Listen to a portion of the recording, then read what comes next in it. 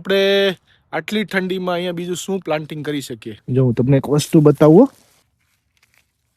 એટલે આપણે કાંઈ ન આવડતું હોય તો આપણે એવું કંઈ ઘમંડ નહીં કે ભાઈ મને બધું આવડે જ છે. એ લિટરલી બરફ થઈ ગઈ છે. આખી આ બરફની લેયર થઈ ગઈ છે. આ જો લાઈવ થોડી ઉપર નીચે થઈ ગયેલી. સ્ટાઇલ જો વીડિંગ કરવાની. અને અંગ્રેજીમાં ફ્રોસ્ટ કે અહીંયા બરફ જામી જાય આ રીતે નુકસાન કરે પ્લાન્ટને. છે ને સંતરામાં અમારે આ પ્રોબ્લેમ આવે છે. આજે ડાઘા આવે છે ને એના માટે કઠોળ ખાઈ ખાઈને દિવસો કાઢવા પડે. તમને વ્હાઈટ વ્હાઈટ દેખાય છે ને એ ઝાકળનો બરફ થઈ ગયેલો છે. નમસ્કાર મિત્રો, ટાઈમ થયો છે સવારના 7:30 અને આજે આપણે જવાનું છે ફાર્મ પર. પણ ઠંડી કે મારું કામ.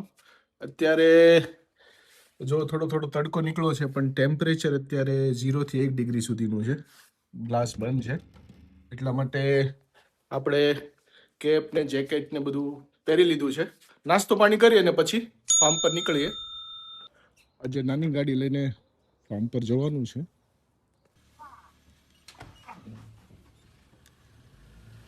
નાસ્તો કરી અને ઘરેથી નીકળી ગયા છીએ ફાર્મ પર જવા માટે. અને થોડો મસ્ત તડકો નીકળ્યો છે એટલે ઠંડીની અસર થોડી ઓછી થશે. આજે વીકેન્ડ છે ને તો વીકેન્ડમાં અહીંયા બહુ રોડ પર ઓછી ટ્રાફિક થાય છે. કારણ કે વીકેન્ડમાં અહીંયા બહુ બધા બહાર ના નીકળે, વધારે પડતા ઘરમાં રહેવાનું પસંદ કરે. થોડી ઘણી શોપિંગ હોય એ કરી અને ઘરમાં રહેવાનું જ વધારે પસંદ કરે.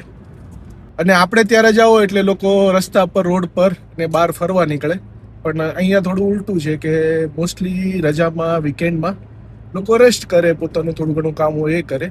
પણ આપણે ત્યાં રજામાં લોકો બહાર ફરવા નીકળે અને રોડ ઉપર આવે. ટ્રાફિક વધારે હોય અહીંયા, વીકેન્ડમાં ટ્રાફિક ઓછી હોય.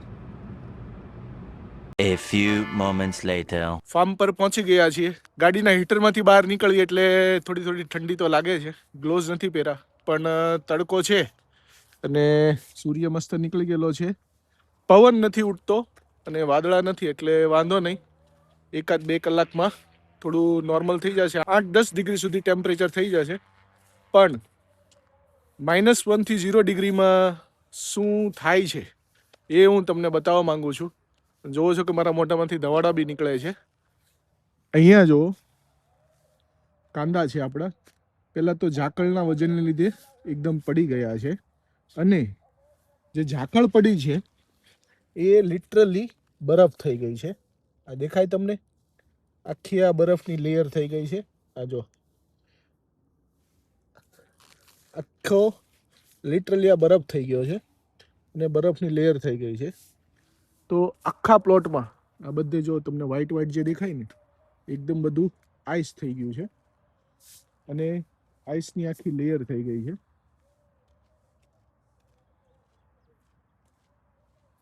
પાણીના અને બરફના વજનથી કાંદાના જે પાન છે એકદમ ઢળી ગયા છે. કારણ કે વજન બહુ હેવી થઈ જાય ને એટલે ઢળી જાય. પણ હમણાં તડકો નીકળશે એટલે ઝાકળ જતી રહેશે, બરફ ઓગળી જશે અને નોર્મલ થઈ જશે, પછી પાછા ઊભા થઈ જશે. કાંદાનું ટોટલ આપણે 7 પ્લોટમાં પ્લાન્ટિંગ કરેલું છે. 7 પ્લોટ, એમાં 3 પ્લોટ છે એ 1 મહિનો આગળ છે અને 1 મહિના પછી બીજા 4 પ્લોટનું પ્લાન્ટિંગ કરેલું છે. જે પહેલાં પ્લાન્ટિંગ કરેલું એને ઓલરેડી 75 દિવસ થઈ ગયા છે ડુંગળીને. અને 75 દિવસમાં પ્લાન્ટિંગ કર્યા પછીની આ પરિસ્થિતિ છે. હજી 2 મહિના લાગશે. 2 મહિનામાં આમાં હાર્વેસ્ટિંગ આવી જશે. વધારે પડતું તો આપણે કેબેજ, કાંદાનું પ્લાન્ટિંગ કરેલું છે. થોડા બીટરૂટ લગાવેલા છે, થોડા ગાજર પણ લગાવેલા છે. આવી ઠંડી પડીને તો આંબા છે ને બધા પાન ખાખરી જશે અને બધા પાન ખરી જશે. ખાસ કરીને આંબા અને બીજા જે બધા આ ઠંડી વધારે નુકસાન કરે. એટલે આંબા તો છે મોટા પણ આને નુકસાન કરશે અને ઉપરના બધા પાન ખરી જશે અને ડેમેજ પણ થશે. આપણી જે રેસિડન્સ સાઈડ હોય ને ત્યાં થોડી ઓછી અસર કરે ફ્રોસ્ટની. અને પણ આ રીતનો જે આખો ખુલ્લો એરિયો હોય ને, ખાસ કરીને ફાર્મ ને જે હોય ને ત્યાં થોડી વધારે અસર કરે. એટલે ત્યાં ઠંડી બી વધારે હોય અને ખુલ્લું હોય એટલે ઝાકળ બી વધારે પડે એટલે ત્યાં વધારે નુકસાન થાય. જો અત્યારે આ રોડની આ સાઈડમાં જે તમને વ્હાઈટ દેખાય છે ને એ ઝાકળનો બરફ થઈ ગયેલો છે. જ્યાં છાંયો છે ને ત્યાં હજી બરફ જામેલો છે અને જ્યાં તડકો છે ને ત્યાં બરફ ઓગળી ગયેલો છે. અહીંયા ઓલરેડી જો પાણી થઈ ગયું બરફનું. અને અહીંયા લિટરલી આ બરફ દેખાય તમને? લિટરલી બરફ છે. એટલે હમણાં થોડી વારમાં તડકો આવશે એટલે આ પણ ઓગળી જશે. અહીંયા છે ને કેબેજનો પ્લોટ છે. તમને બતાવું કેબેજમાં શું હાલત છે. શેડનેટની અંદર છે. જો કેબેજના પાન પર પણ ઝાકળમાં થોડો થોડો બરફ જામી ગયેલો છે. પણ કેબેજને નુકસાન ના કરે. એટલી ઠંડીમાં કેબેજ વાંધો ન આવે. પ્રોબ્લેમ ખાલી એક જ આવે કેબેજમાં કે આના જે પાન છે ને એ પર્પલ કલરના થઈ જશે. ઠંડી વધારે પડશે ને એટલે એના પાન પર્પલ કલરના થવા મળશે. પણ એટલી બધું નુકસાન ના કરે કેબેજમાં. કેબેજમાં બહુ વાંધો નથી આવતો ઠંડીનો.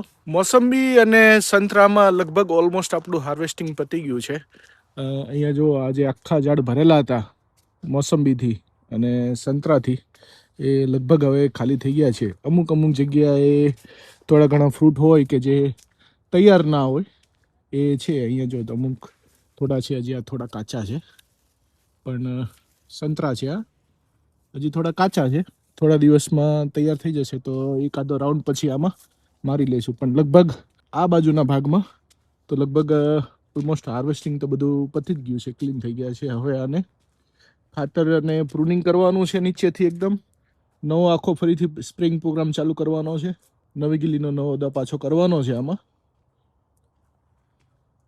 આ બાજુના ભાગમાં થોડું વધારે બાકી છે. અહીંયા હજી રેડી થતા આવે છે, બધા તૈયાર નથી. જેમ જેમ રેડી થાય છે એમ એમ અહીંયાથી હાર્વેસ્ટિંગ કરતા જઈએ છીએ.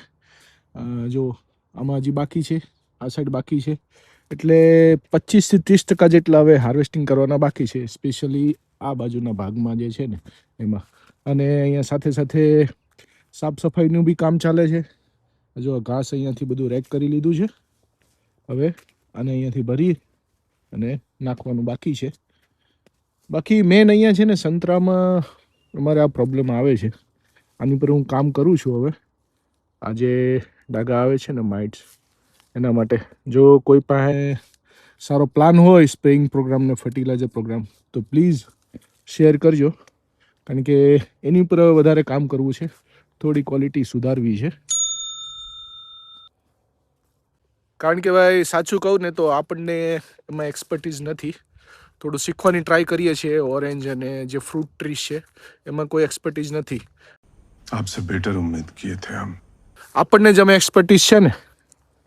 આ જુઓ, લાગે ને લીલું છમ, કેટલું મસ્ત લાગે. જ્યાં સુધી તમારી નજર જાય સુધી કાંદા. क्या बात है सर, क्या बात है सर, क्या बात, ये बात है. આ લેટ પ્લાન્ટિંગ છે. ફેઝ 2માં કરેલો, પાર્ટ 2માં કરેલા કાંદા છે. આમાં વીડિંગનું કામ ચાલે છે. ઘાસની દવા આપણે છાંટી દીધી છે. અને તમે જોયું એ પ્રમાણે અહીંયા ઘણું ખરું તો મરી બી ગયું છે. પણ જે બાકી જે છે ને એમાં વીડિંગનું કામ ચાલે છે. અહીંયા જો માણસો નેદવાનું કામ કરે છે, ઘાસ લે છે. અહીંયા ઓલરેડી થઈ ગયેલું છે.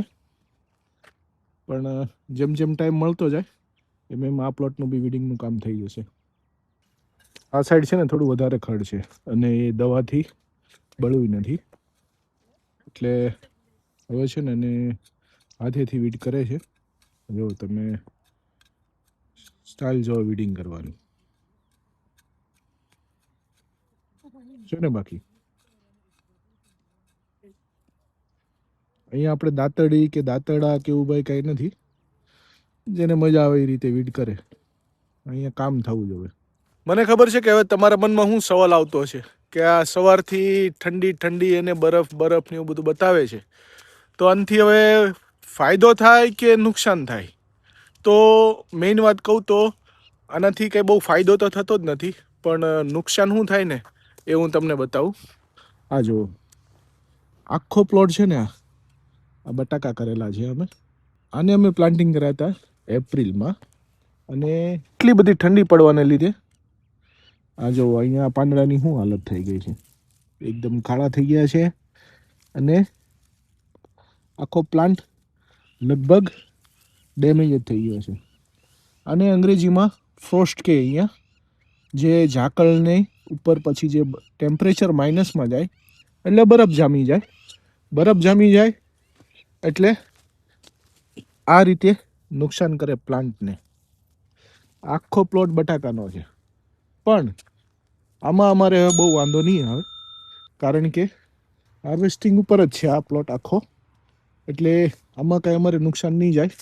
હવે એમ બી અમારે આને પાન ને આ બધું કાપવાનું જ હતું, એટલા માટે રહેવા દીધેલું. જો હું તમને એક વસ્તુ બતાવું.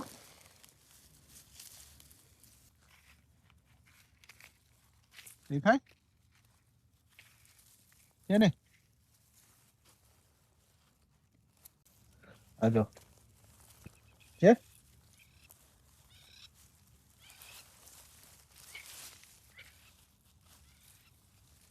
આ છે બટાકા. બસ હવે બહુ નહીં દેખાડવા, નજર લાગી જાય પાછી. બહુ નહીં દેખાડવા. ચાલો, જ્યારે હાર્વેસ્ટિંગ કરીને ત્યારે પ્રોપરલી બતાવીશ તમને, અને કેટલા બટાકા નીકળશે એ બી બતાવીશ. આ પણ એક આપણો ટ્રાયલ ઉપર જ હતો આખો પ્લોટ, વધારે નથી કરેલા, ખાલી લર્નિંગ ઉપર હતા, એટલે વધારે નહીં કરેલા. મે બી ફર્સ્ટ ટાઈમ પ્લાન્ટિંગ કરેલા. એટલે આપણને કાંઈ ન આવડતું હોય તો આપણે એવું કાંઈ ઘમંડ નહીં કે ભાઈ મને બધું આવડે જ છે. ન આવડતું હોય તો નથી આવડતું, શીખીએ ને આગળ વધીએ. તો ભાઈ બટાકાના પ્લાન્ટ આ રીતે ડેમેજ થઈ જાય એટલી બધી ઠંડીમાં, કાંદાને ઓછો વાંધો આવે, તો આપણે આટલી ઠંડીમાં અહીંયા બીજું શું પ્લાન્ટિંગ કરી શકીએ? જો એ સવાલ તમારા મગજમાં આવતા હોય, Good question. You are a good question. તો એનો જવાબ છે અત્યારે જે ઠંડી છે, તો અમે જે કાંઈ પણ પ્લાન્ટિંગ કરેલું છે એ આ ઠંડીને ધ્યાનમાં લઈને જ કરેલું છે. ખાસ કરીને અમારે જૂનના એન્ડમાં અને જુલાઈમાં બહુ વધારે ઠંડી હોય છે. આ રીતની જ ઠંડી હોય છે. આ કોઈ સરપ્રાઇઝની વાત નથી કે એટલી બધી ઠંડી અચાનક પડી છે, પણ આટલી જ ઠંડી હોય છે. ઓગસ્ટમાં ધીમે ધીમે ઠંડી ઓછી થતી જાય છે અને ટેમ્પરેચર વધતું જાય છે. તો આ સિઝનમાં મોસ્ટલી અમે પ્લાન્ટિંગ કરીએ છીએ કાંદા, કેબેજ, ગાજર, રેડ કેબેજ, કોલીફ્લાવર, બ્રોકોલી. આ બધા જે ક્રોપ છે એ વિન્ટરના ક્રોપ છે, ઠંડીના ક્રોપ છે. એટલે ઋતુને ધ્યાનમાં લઈને જ અમે આ ક્રોપ કરેલા છે, જેથી કરીને વધારે નુકસાન ના થાય. પણ આપણે જે ઇન્ડિયન વેજીટેબલ છે, દૂધી, તુરિયા, ભીંડા, કારેલા, ગલકા, ચોળી, ટમેટા, કેપ્સિકમ, ક્યુકમ્બર, એ આ ઠંડીમાં ના થાય. તમારી પાસે જો ગ્રીન હાઉસ હોય અને સ્પેશિયલ સ્ટ્રક્ચર હોવું જોઈએ, ટેમ્પરેચર મેન્ટેન થાય એવું, તો એ ક્રોપ તમે લઈ શકો. પણ આ ઠંડીમાં એ બધા ના થાય, એટલે આ ઠંડીમાં અમારે ઇન્ડિયન વેજીટેબલ અહીંયા મળે નહીં. કઠોળ ખાઈ ખાઈને દિવસો કાઢવા પડે. ફાર્મનો વિડીયો આપણે બહુ બધા ટાઈમ પછી બનાવીએ છીએ. 1-2 સબસ્ક્રાઈબરની કોમેન્ટ આવેલી કે ભાઈ ફાર્મનો વિડીયો બનાવો, પબ્લિક રાહ જોઈને બેઠી છે. પણ પ્રોબ્લેમ એ આવી ગયેલો, ઇમરજન્સીમાં ઇન્ડિયા જવાનું થયેલું, થોડી લાઈફ થોડી ઉપર નીચે થઈ ગયેલી, એટલે હવે પાછા ટ્રેકમાં આવી ગયા છીએ. એટલે કોશિશ કરશું કે વધારે ફાર્મના વિડીયો બને. તમારા બી થોડો ઘણો સપોર્ટ જોશે. ચેનલને સબસ્ક્રાઈબ કરાવો, શેર કરો, તો મને બી વિડીયો બનાવવાની મજા આવે કે હકીકતમાં આફ્રિકામાં કઈ રીતે ખેતી થાય છે, વધુ લોકોને માહિતી મળે, અને કોને ખબર કોનું કઈ રીતે ભલું થાય. તો ચેનલને શેર કરો થોડી, અને સબસ્ક્રાઈબ બી કરો. આફ્રિકાને રિલેટેડ જો બીજા કોઈ તમારા સવાલ હોય તો કોમેન્ટ કરો, બધાના જવાબ આપવાની હું કોશિશ કરીશ. વિડીયો હવે વધારે લાંબો થઈ જશે, તો આ વ્લોગ વિડીયોને અહીં જ આપણે પૂરો કરીએ. અને જો ફાર્મનું અને ડેઇલી રૂટીન લાઈફનું જો તમારે વધારે જાણવાની ઈચ્છા હોય તો ઇન્સ્ટાગ્રામ અને ફેસબુકમાં ઘનશ્યામ અડિયા કરીને આઈડી છે, એમાં પણ ફોલો કરી લેજો. અને યુટ્યુબ ચેનલને પણ જો હજી તમે સબસ્ક્રાઈબ ના કરી હોય તો પ્લીઝ સબસ્ક્રાઈબ કરી લેજો. ધન્યવાદ.